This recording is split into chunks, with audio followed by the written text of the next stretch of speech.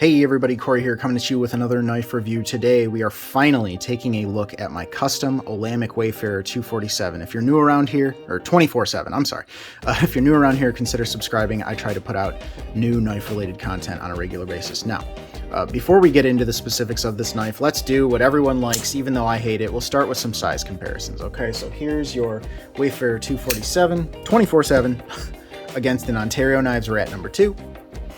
Here it is against my large knife. This is a 4-inch blade, the Off-Grid Knives Scorpion.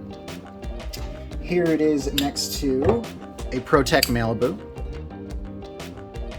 Here it is next to a Spyderco Paramilitary 2, very similar in size.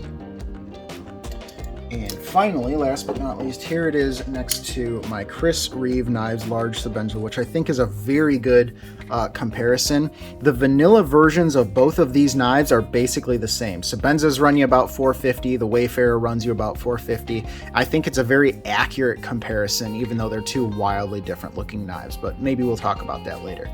Without further ado, let's just get into the review itself. So what I want to do today, I want to review this knife 4 ways. I want to talk about it as a user, as a fidgeter, as a collector, and as a nerd, okay? Because I think these are the 4 primary categories, you know, of people who are interested in knives, and we'll get into what I mean there. But first, let's talk about it as a user. Ergonomically, this is the best knife I've ever handled in my entire life. This pistol grip shape, if you've never held a knife with this kind of a grip or handle style, you just don't get it until you handle one. I mean, it is seriously, there is nothing that fits a hand better than a pistol grip shaped knife. When you couple that with the wide chamfers all along the entire knife, it almost feels rounded. Even though it's not rounded, it feels rounded, and it's just good. On top of that, it carries pretty well. It is not, you know, it's not specifically thin. I wouldn't say this is meant to be like the most easy to carry knife, but it's not obtrusive. It doesn't bother me, and I don't really notice it in my pocket. The pocket clip has actually some decent spring tension here, although I will say these ceramic ball style clips, they tend to get caught on my jeans for whatever reason, regardless of the tension. So that's just something I'll say. And of course, this is not a deep carry clip. You're always going to have about that much sticking out of your pocket. So if you're not into that, maybe this knife isn't for you.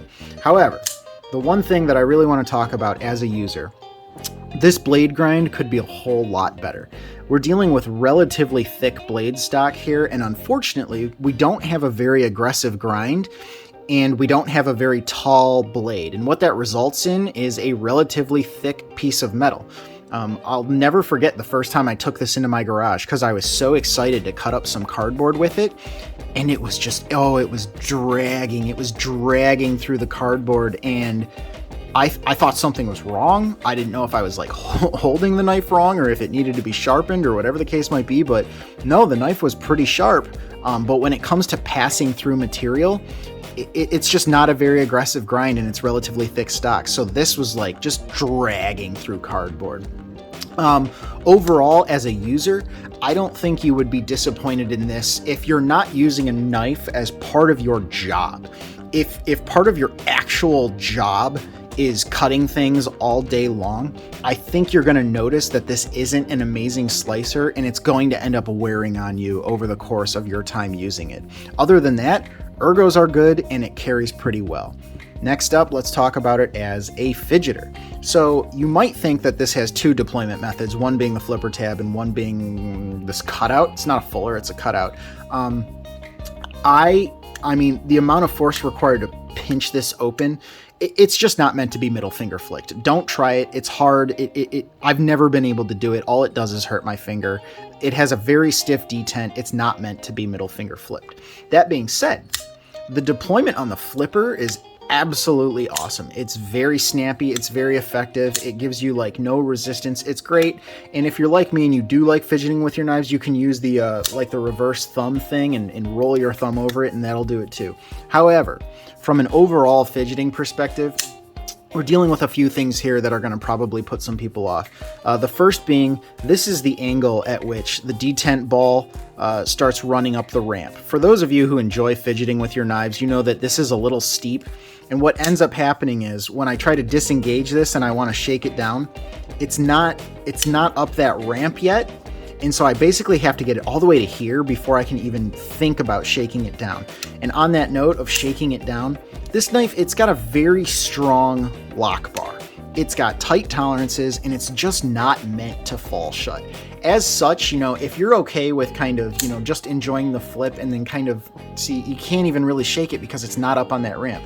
If you're cool with actually manually closing it, like with your finger and then with your thumb, then I guess you can call this a fidgeter, but honestly, it's just clearly not made for that.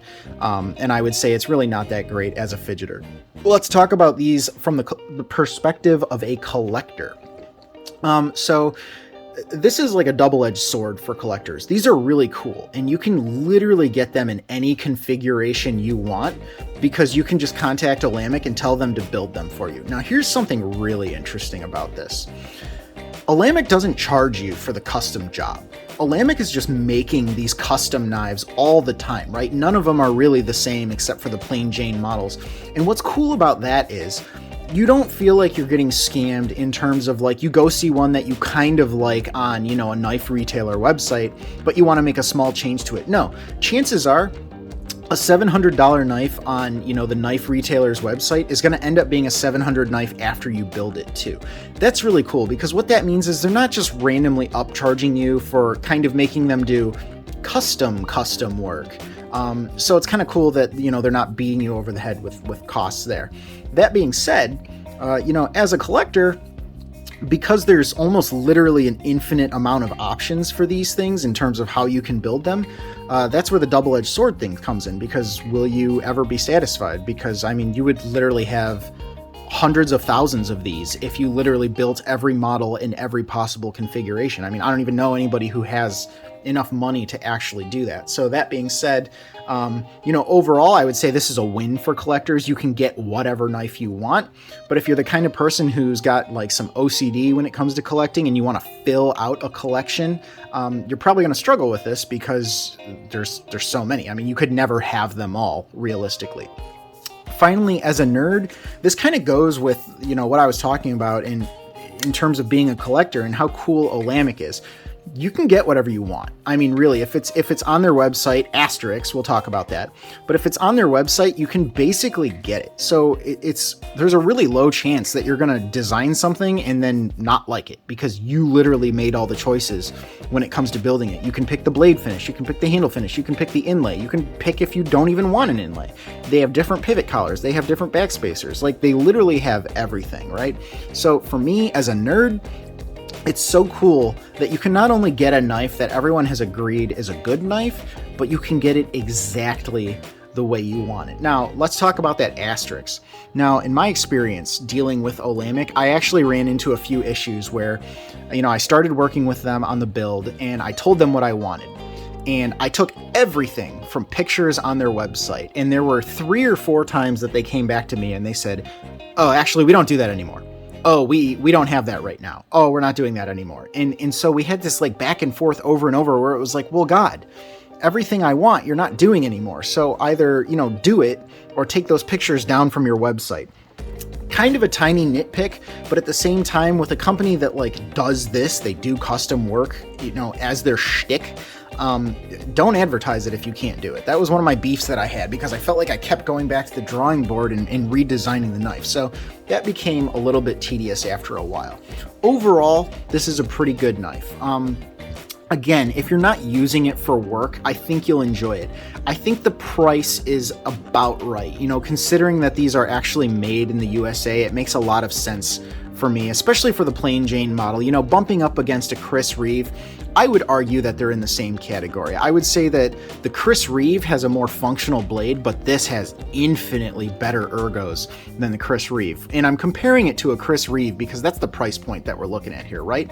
For a plain Jane model of one of these, you can get them for like $450. I think that's fair for the materials that you're getting and the fact that it's made in the USA. But really, if you're down to like this in a Chris Reeve, I would say ask yourself, do you want something that's more comfortable or do you want something that's more usable? Because in my opinion, the Chris Reeve has better blades and the Olamic has better handles. The one thing I'll say, and I want to get to this, and I don't want to beat this to death, I think it's pretty clear that my blade is off center.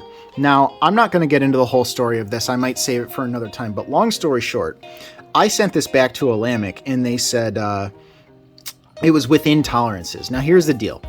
I can loosen the pivot and make this blade centered. But when I loosen the pivot, there's blade play. When I sent this to Olamic, they said, oh, it's off-center because your pivot's too tight. So what they did was they just loosened the pivot, and they sent it back to me, and they said, it's centered now. But when I got it back, it was centered, and it had the blade play, because I know how to adjust a pivot. And they basically said, nope, we checked it, there's no blade play, we don't know what to tell you. Considering I paid $700 for this knife, it's the most expensive knife in my collection right now, this leaves me a little bitter, if I'm being completely honest. On a $700 knife, no. It needs to be centered, and there needs to be no blade play, and that should be the end of the story. I'll let you make your own decisions in terms of that interaction. I had many, many more interactions with them. Some were good, some were bad, but that's not what this video is about. Maybe that's a tale for a separate time. But guys, I hope you enjoyed this. I hope this helped you come to some conclusions about whether or not you want one of these, and I will see you guys next time.